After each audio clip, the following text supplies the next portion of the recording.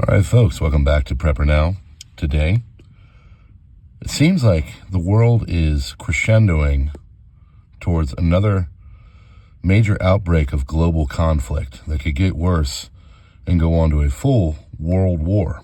Let's check it out.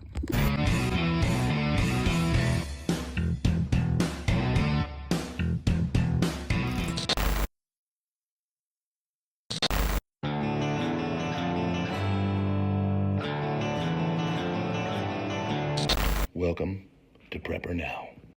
All right, friends, you know what to do. Hit the buttons and stuff. We are back safe from the sports ball world, and we are here to do some videos and get rolling. And thank you for your patience.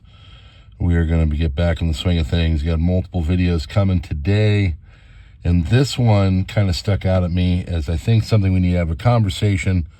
Yesterday when I was doing the crisis report, I was thinking about how things feel like there's an uptick to war and conflict. And so I thought, you know what, let's talk about this. And one thing I've talked about over there on the sister channel, the backup channel, the other channel, whatever you want to call it, is that it feels like every time something goes towards making a ceasefire or more peace or just a work to making the conflict lessen, our friends over in Europe are doing things to undermine it.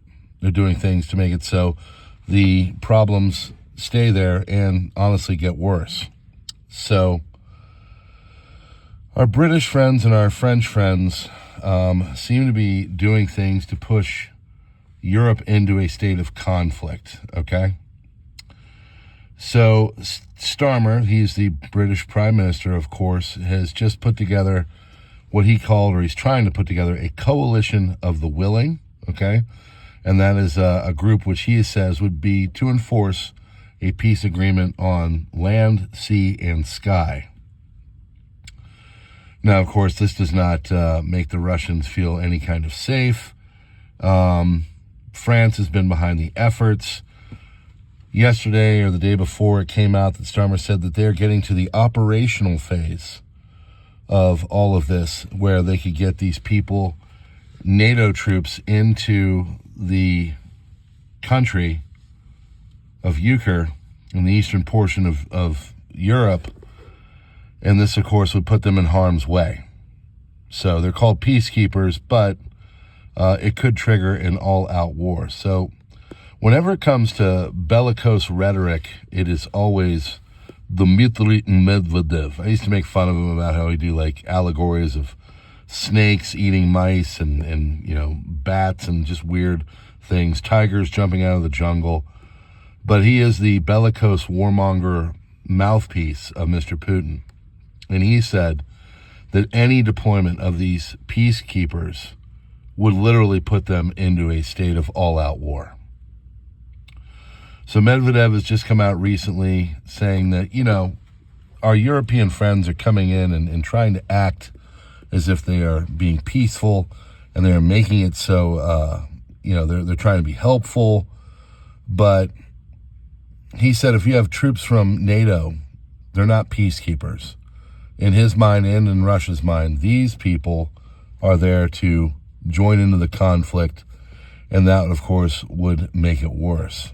So, to quote Medvedev specifically, he said, that means war with NATO, consult with Trump, scumbags. So he basically said, you know, you deal with America and you get something that is really on a path to peace in this portion of the world, or we're going to we will go to war with NATO.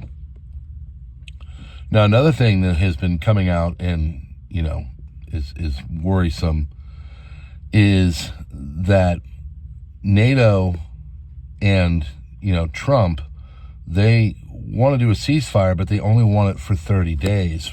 Actually, not Trump. Trump wants it longer. NATO and France and UK, they only want it for 30 days. Russia and Trump want to make it so this thing goes on potentially permanently.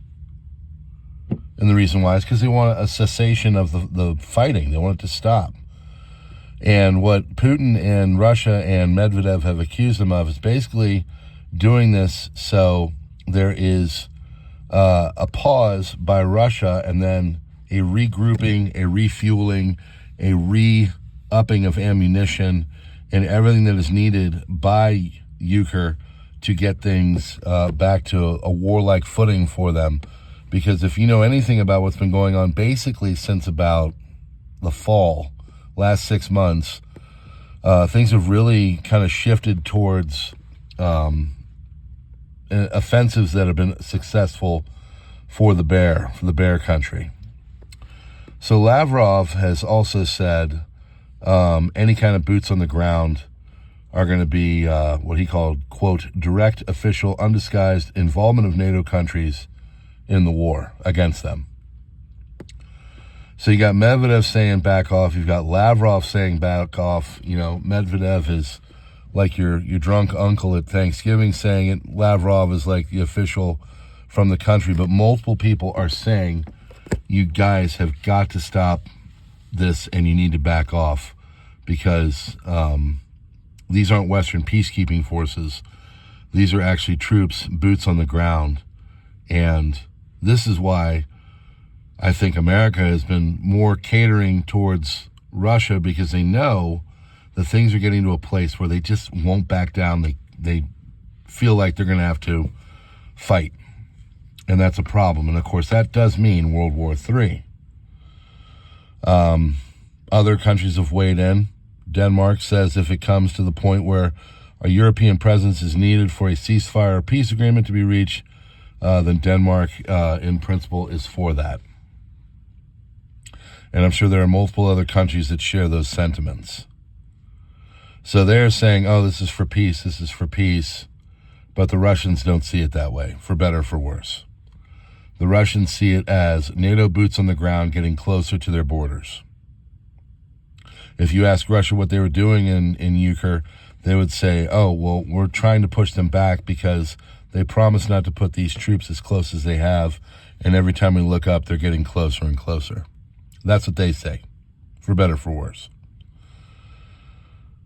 It feels like the European leaders, specifically those in NATO, are doing things to poke the bear.